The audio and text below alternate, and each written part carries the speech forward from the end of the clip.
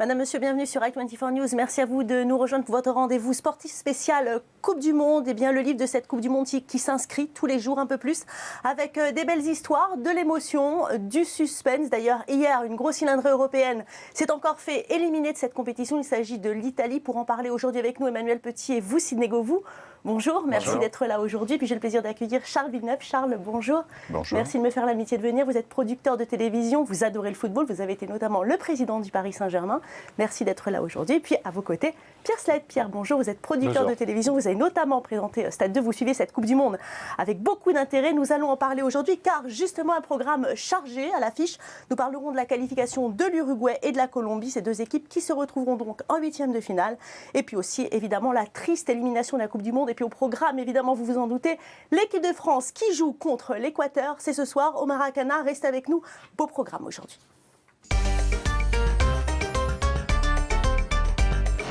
Et quelle rencontre, messieurs, entre l'Uruguay et l'Italie. Au final, ce sont bien les Sud-Américains qui décrochent leur billet pour les huitièmes de finale. C'était sur le fil, 1-0. Une victoire suffisante pour que la Céleste aille en huitième, alors qu'évidemment, les Italiens vont rentrer chez eux la tête basse. Emmanuel Petit, beaucoup de polémiques autour de ce match. Oui, bien sûr, dans l'esprit des gens, ce geste de Suarez va rester, mais je pense qu'il va être sanctionné par la FIFA durement. Je dirais que ce match a été une purge pour les spectateurs et une purge également pour ceux qui l'ont commenté, notamment moi hier. Donc un match à oublier très rapidement en fait. On n'a jamais vu un geste comme ça, Charles Villeneuve. Bah si, c'est la troisième fois, oui, je crois que de ce joueur, justement. Oui. Non, mais c'est vrai, excessivement mordant. Il a l'écrou, on va dire. Il a l'écrou, oui, tout à fait. Mais voilà, c'est le seul. Mais bon, je me demande à minuit s'il se transforme comme le font les vampires.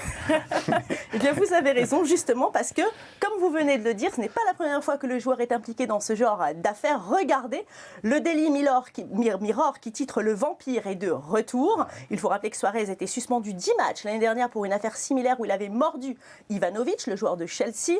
Même si l'arbitre ne l'a pas fonctionné, bien la FIFA avait ouvert une enquête disciplinaire qui est d'ailleurs toujours en cours. Erreur d'arbitrage peut-être, Pierre Sled, mais on a l'impression que les Italiens ont donné le bâton pour se faire battre. Ils avaient l'occasion de marquer, ils avaient l'occasion de marquer des buts, ils ont préféré jouer en défense. Oui, juste une chose, c'est la troisième fois, parce qu'avant l'Angleterre, il y avait les Pays-Bas aussi. Vous l'avez pris 7 matchs, en Angleterre il a pris 10 matchs, et là je ne sais pas, peut-être radié à vie, j'en sais rien. En ce qui concerne l'Italie, bon, il y a un problème avec cette équipe d'Italie, c'est vrai que l'absence de Montolivo avant le mondial, le forfait de Montolivo a fait beaucoup de mal à cette équipe, et on a surtout le sentiment, je ne sais pas ce que vous en pensez, mais d'avoir une équipe un peu coupée en deux. Il y a les vieux d'un côté, enfin les anciens, les cadres, et les jeunes. Et les jeunes, visiblement, n'apportent pas, notamment certains, Balotelli n'apporte pas ce qu'il devrait apporter. Et les anciens, même si ça reste les tauliers, les patrons, moi je suis désolé, hier Pirlo il a joué à son rythme, bien mais à son rythme, et du coup toute l'équipe va au rythme de Pirlo, et donc ça n'avance pas. Ouais, Suarez, vous pensez que c'est fini pour lui la Coupe du Monde, Charles Villeneuve ? Oui, je crois que comme Emmanuel Petit, que la sanction va être assez dure, assez sévère. Et qu'il est vraisemblable que l'Uruguay devra se passer de ce joueur qui est quand même un des joueurs clés de leur sélection. Alors Sidney Govou qui quitte l'Italie maintenant, c'est dur quand même pour une équipe qui est 4 fois championne du monde. C'est dur, mais j'ai envie de dire c'est mérité. Ils n'ont pas, à part leur premier match où ils m'ont fait forte impression, leurs 2 matchs suivants, ça a été, ils ont joué à l'italienne, ils n'ont pas voulu jouer offensif, ils ont voulu jouer défensif, et aujourd'hui on voit que c'est le football offensif qui prime dans cette Coupe du Monde et qui gagne. Alors, dans l'autre match du groupe, il fallait être soit costaricain, soit anglais, ou peut-être vous, Emmanuel Petit, je sais que vous ne ratez rien, pour regarder la rencontre. Un vrai match nul, 0 partout, et les Anglais qui sortent définitivement par la petite porte. Bonne note tout de même pour le Costa Rica qui termine premier et invaincu de ce groupe avec 7 points. L'Uruguay termine second avec 6 points. L'Italie et l'Angleterre, je vous le rappelle, sont éliminés. On va passer tout de suite au groupe C, avec la Colombie qui rejoint les Pays-Bas dans le club des équipes qui ont remporté tous leurs matchs de poule. Une victoire 4-1 contre le Japon, alors que l'équipe était fortement remaniée. Doucement mais sûrement, on a l'impression que cette équipe finalement est favorite, Charles Villeneuve. Favorite, globalement, pour gagner la Coupe du Monde ? Oui.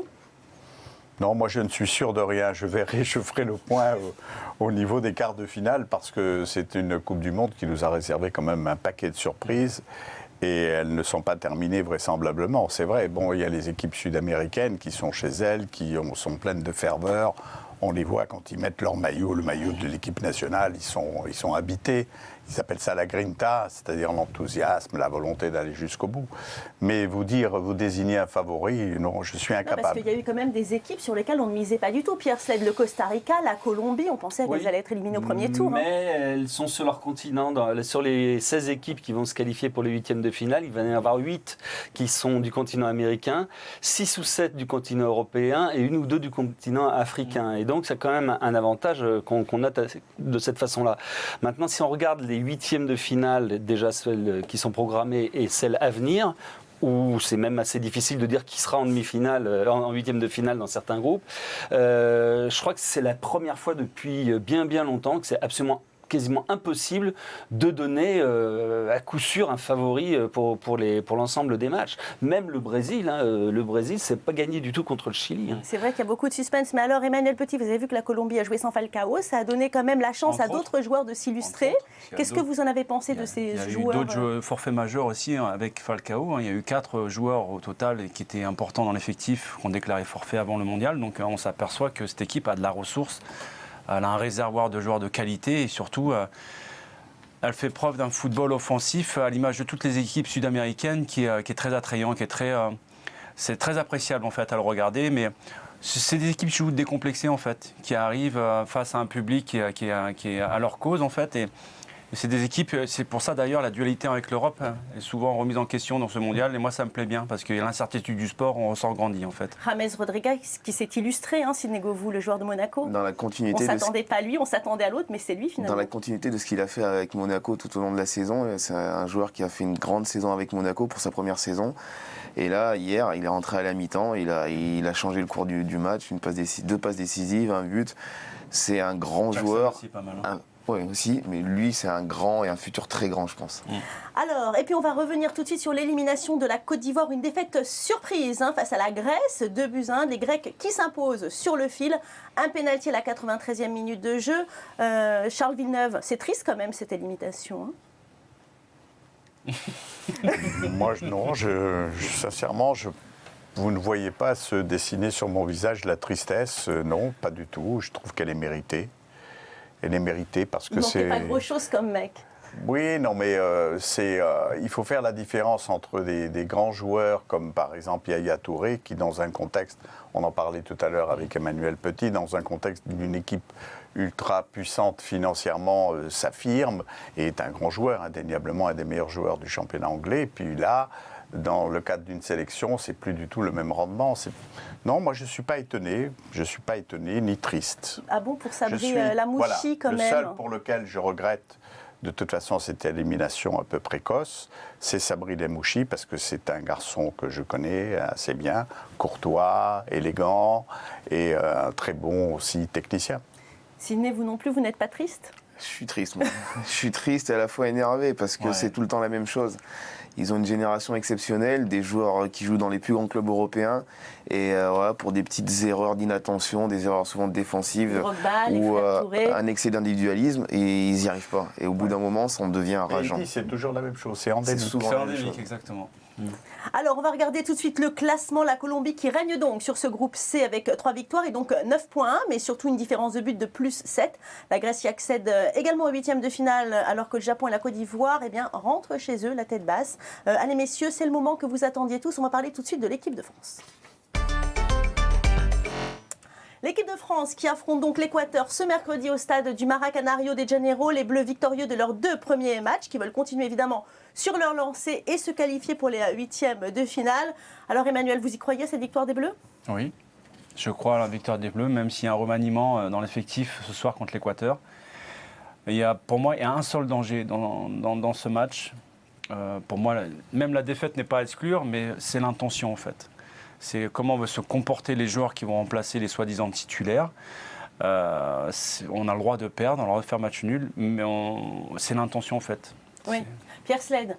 Un seul point pour l'équipe de France pour rester en tête de ce groupe. Ça va être une des choses à regarder ce soir, justement, c'est ce que dit Emmanuel, c'est que le comportement de ceux qui arrivent, est-ce qu'ils vont vouloir briller eux-mêmes? Est-ce qu'ils vont se fondre dans ce qu'on regarde depuis le début avec l'équipe de France? C'est-à-dire qu'on sent une inexorable marche en avant et assez bien répartie.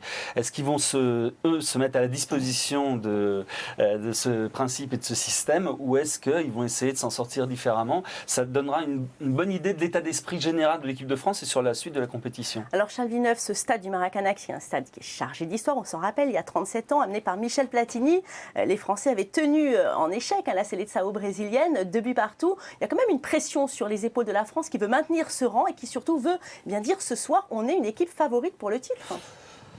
Moi, je prendrais plutôt le sillage d'Emmanuel Petit tout à l'heure quand il faisait cette remarque en disant que la caractéristique des équipes sud-américaines dans cette Coupe du Monde, c'était l'offensive.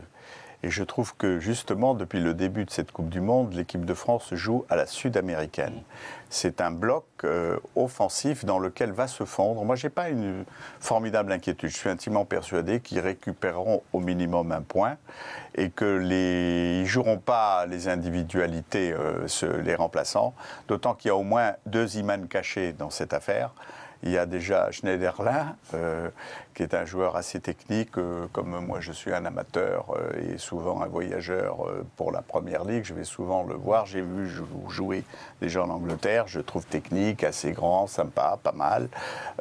Et puis l'autre Iman caché, pour moi, ce qui me fait marrer d'ailleurs de la part de Deschamps, c'est Sissoko. Il l'a mis en ailier droit. On voit très bien qu'ils vont jouer à 4 milieux défensifs, etc. Et justement, donc, regardez Charles, on va voir tout de suite la composition de l'équipe et puis on va en parler ensemble, hein, Raphaël Varane. Enfin, la compo de l'équipe, c'est comme la dernière fois où c'était pas du tout ça, pour l'ensemble de la presse. Oui, c'est vrai. Alors écoutez, en tous les cas, a priori, ça devrait être celle-ci. Hein. Donc Varane qui est victime d'une gastro-entérite qui va laisser sa place à la défense centrale au joueur d'Arsenal, Laurent Koscielny. Le technicien français va également remplacer ses 2 latéraux, Mathieu Debuchy par Bakary Sagna et Patrice Evra, qui est sous le coup de la suspension par Lucas Digne. Emmanuel Petit. Pogba aussi, il a pris un jaune, donc il prend des risques quand même. Maintenant, dans l'esprit de Didier Deschamps, il a peut-être redistribué certaines cartes entre Sissoko et Pogba. Oui. C'est impossible. En tous les cas, traditionnellement, après 2 victoires, on change le schéma tactique. Est-ce que vous pensez que ça va pas déstabiliser l'équipe, Sidney Govou? Je sais pas, je sais pas du tout. Alors, à mon avis, moi je suis pas pour changer pour changer. Changer pour le fait que voilà, il y a des gens qui ont pris des cartons jaunes ou des joueurs qui sont un peu blessés, c'est une bonne chose. Mais si c'est juste changer pour donner du temps de jeu à d'autres, je suis pas fan. À part si vraiment, parce qu'on a une donnée qui nous manque, c'est le niveau de l'entraînement. Peut-être qu'à l'entraînement, il y a des joueurs qui sont révélés et qui aujourd'hui méritent clairement leur place. Vous pensez que c'est une bonne idée? Cavaille a quasiment fait exprès de prendre un 2e carton jaune la dernière fois pour justement être suspendu là et être tranquille pour la suite de la compétition. Vous pensez que c'est vrai ça, Charles Villeneuve? Il aurait fait exprès de prendre un carton? Oui, non, mais je pense. Là, il faut demander aux 2. C'est vrai, ça se fait pas encore, ça. Il faut demander aux 2 joueurs. Non, mais il ne faut pas oublier la donnée. Il faut pas oublier la donnée de l'agent de la CIA, parce que pour moi, Deschamps, c'est un agent de la CIA. Il ne vous donne jamais la liste. Il vous donne jamais la liste de toute façon de ses joueurs. C'est pas du tout cette équipe-là. En tout cas, s'il y a un homme qui apprécie au sein de son groupe, c'est bien Didier Deschamps. Je vous propose d'écouter tout de suite Mathieu Valbuena. Il ne tarit pas d'éloges à son sujet. En même temps, il ne peut pas dire le contraire. Et c'est vrai qu'il arrive à mobiliser tout le monde, à concerner tout le monde. Et en tout cas, il essaye de tirer à profit, on va dire, chaque joueur le meilleur.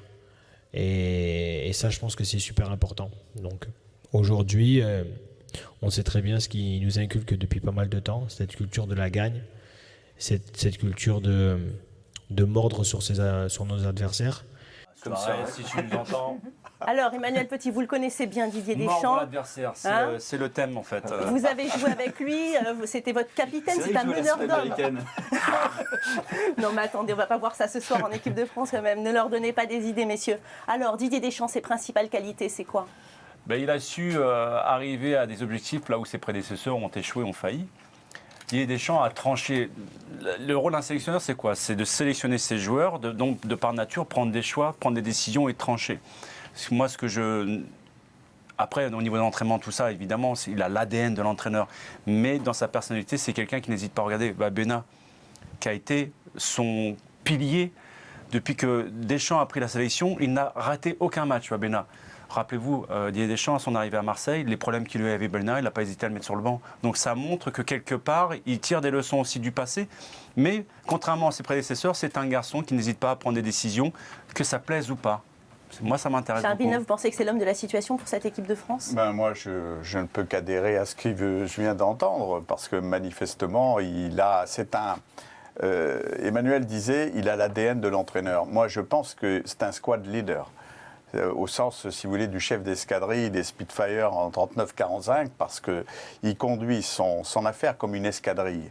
Alors, mordre sur l'adversaire, comme disait Valbuena, c'est au sens figuré, évidemment, mais il n'empêche qu'il a su inoculer à cette équipe un sens collectif. Et c'est pour ça que je pense que les remplaçants d'aujourd'hui vont se fondre dans ce groupe, indéniablement. Eh bien, écoutez, messieurs, je vous remercie beaucoup de votre expertise. Merci Pierre Sène, merci Charles Villeneuve d'avoir été avec nous aujourd'hui. Il y aura beaucoup d'autres matchs dont nous parlerons évidemment demain. Merci à vous, messieurs. C'est la fin de cette émission. Merci à vous tous de nous avoir suivis. On se retrouve demain à bon pied, bon oeil pour d'autres aventures sportives. Restez avec nous car l'info continue sur i24 News. Et brossez-vous les dents.